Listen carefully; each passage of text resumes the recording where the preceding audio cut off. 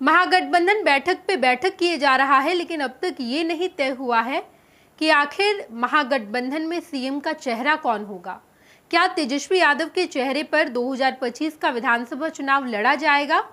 इस बात पर अब तक निर्णय नहीं बन पाई है। ना तो कांग्रेस ने समर्थन दिया है। कांग्रेस साफ तौर पर कह रही है कि जब समय आएगा तब हम बताएंगे कि मुख्यमंत्री का चेहरा कौन होगा।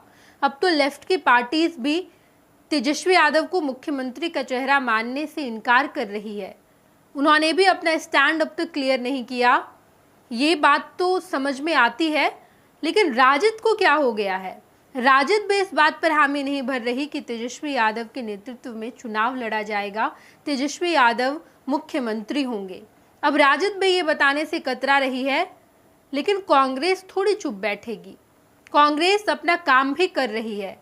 भले ही तेजस्वी यादव को मुख्यमंत्री का चेहरा नहीं बनाया गया है, लेकिन तेजस्वी यादव मुख्यमंत्री होंगे या नहीं होंगे ये तो बाद में निर्णय लिया जाएगा। लेकिन कांग्रेस अपनी रणनीति पर काम कर रही है। बिहार की पहली ऐसी पार्टी कांग्रेस बनी है जिसने क्यूआर कोड लॉन्च किया है। अब आखिर क्यूआर कोड क्यों बनाया गया है?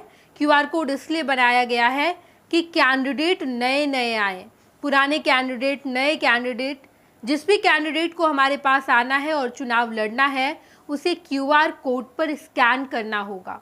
क्यूआर कोड स्कैन किया जाएगा, उसके बाद कैंडिडेट के सामने एक फॉर्म खुलेगा। फॉर्म भरना होगा कैंडिडेट को और उसके बाद फॉर्म भर के जैसे ही सबमिट किया जाएगा पूरी जानकारी कांग्रेस के पास चली जाएगी। यानी कि कांग्रेस, बिहार कांग्रेस में जितने अधिकारी बैठे हैं, पदाधिकारी बैठे हैं, कांग्रेस के पदाधिकारी, उनके पास पूरा इन्फॉर्मेशन चला जाएगा कैंडिडेट का।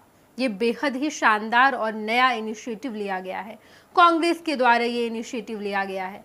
दरअसल कांग्रेस का ये मानना है कि ऐसे बहुत ऐसे कैंडिडेट हैं जो हमारी नज़र से छूट जाते हैं, जिनकी पहुंच भी हमारे तक नहीं पहुंच पाती है। यही वजह है कि हमने 2020 में अच्छा प्रदर्शन नहीं किया।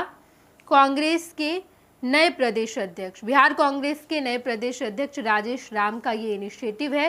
राजेश राम ने ये सोचा कि हमें क्यूआर कोड लॉन्च करते हैं और उसी क्यूआर कोड को स्कैन करके कैंडिडेट अपना फॉर्म फिल करेंगे। उसके बाद पूरी जानकारी उनकी हमारे पास आ जाएगी, स्क्रीनिंग किया जाएगा, 2-3 लेवल का इंटरव्यू होगा और उसके बाद हम सेलेक्ट करेंगे कि हमारा कैंडिडेट कौन होने वाला है, कौन इस बार के 2025 के बिहार विधानसभा चुनाव में कांग्रेस के टिकट पर चुनाव लड़ेगा। ये बात क्यूआर कोड के द्वारा ही तय किया जाएगा। ये बड़ा इनिशिएटिव कांग्रेस के द्वारा लिया गया है। राजेश राम ने ये पहल की राजेश राम ने इस पहल की शुरुआत की है और क्यूआर कोड लॉन्च भी किया जा चुका है। दरअसल कांग्रेस का ये मानना है कि हमारी विचारधारा को मानने वाले और भी कई सारे लोग हैं जो चुनाव भी लड़ना चाहते हैं, लेकिन वो हम तक पहुंच नहीं पाते। लेकिन ये क्यूआर कोड जरिया बनेगा और वो लोग हम तक पहुंचेंगे। पूरे फॉर्म फिल जब हो जाएंगे तब फॉर्म को छांटा जाएगा, जो सही फॉर्म होंगे उसे कलेक्ट किया जाएगा, उसके बाद स्क्रीनिंग की जाएगी, इंटरव्यू होगा, 2-3 राउंड का इंटरव्यू होगा, पूरी प्रक्रिया की जाएगी और उसके बाद ही कैंडिडेट तय किया जाएगा। बिहार में आज तक किसी भी पार्टी ने ऐसा कोई भी काम नहीं किया है, चाहे वो बिहार की सबसे बड़ी पार्टी राष्ट्रीय जनता दल की बात करें, बीजेपी की बात करें, अब तक किसी भी पार्टी ने ऐसा नहीं किया है। लेकिन कांग्रेस ये बड़ा कदम उठाई है। कांग्रेस ने अपने ऊपर बहुत काम किया। बिहार में अपनी खोई हुई पैठ को मजबूत करने के लिए नेताओं को उतारा गया। कृष्णा, लावरू, कन्हैया कुमार और भी ढेर सारे कद्दावर नेता बिहार आए। बिहार कांग्रेस के प्रदेश अध्यक्ष को बदला गया, राजेश राम बने, एक दलित चेहरा।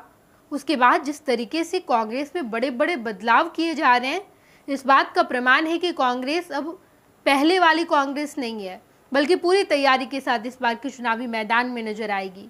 बड़े बड़े इनिशिएटिव लिए जा रहे हैं। अपने आप को कांग्रेस ने अपडेट किया है। कांग्रेस जो राजद के पिछलग्गू की तरह अब तक चुनाव लड़ी है, चुनाव जीती है, अच्छा प्रदर्शन, खराब प्रदर्शन जो भी कांग्रेस ने किया है वो राजद के छांव तले किया गया है। लेकिन राजद से आगे बढ़कर कांग्रेस अपने बलबूते भी इस बार कुछ करना चाह रही है, जिसका प्रमाण हमें देखने को मिल रहा है।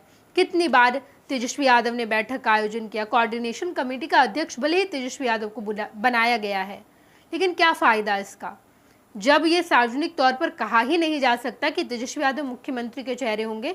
छोड़ दीजिए आप कांग्रेस की बात, छोड़ दीजिए लेफ्ट पार्टीज की बात, लेकिन राजद भी ये नहीं कह पा रही है कि तेजस्वी यादव ही हमारे मुख्यमंत्री होंगे अगर हमने चुनाव जीता। ये बात नहीं कह पा रही है राजद। कांग्रेस अपनी बात राजद से मनवा रही है। अब जो भी टर्म्स कंडीशन हो, अब कांग्रेस फुल फॉर्म में नजर आ रही है। क्यूआर कोड लॉन्च किया गया है, सीटों का बंटवारा भी तय किया जाएगा। बेसिकली कांग्रेस ये चाह रही है कि हमें जितनी सीट चाहिए, जो सीट चाहिए वो सीट हमें राजद से मिल जाए, उसके बाद जो भी मुख्यमंत्री का चेहरा होगा फर्क नहीं पड़ता। इस बार कांग्रेस पूरी तैयारी करे, जिसका प्रमाण ये है कि क्यूआर कोड लॉन्च किया गया है, कैंडिडेट फॉर्म फिल करेंगे, उसके बाद पूरी जानकारी आएगी कांग्रेस के पास, स्क्रीनिंग किया जाएगा, उसके बाद कैंडिडेट तय किए जाएंगे। देखना दिलचस्प रहेगा। अब तक मुख्यमंत्री का चेहरा डिसाइड नहीं किया गया है, मीटिंग पे मीटिंग किए जा रहे हैं, लेकिन कांग्रेस चुनावी मैदान में जाने की पूरी तैयारी कर रही है।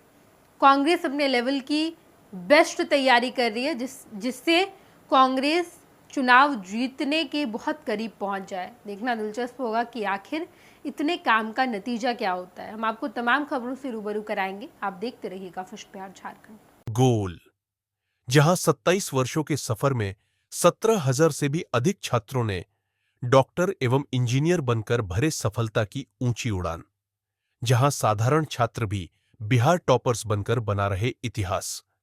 दूरदर्शी शिक्षाविद श्री बिपिन सिंह के मार्गदर्शन में मेडिकल एवं इंजीनियरिंग के लाखों छात्रों के लिए आशा की किरण के रूप में गोल, द रिजल्ट फैक्ट्री।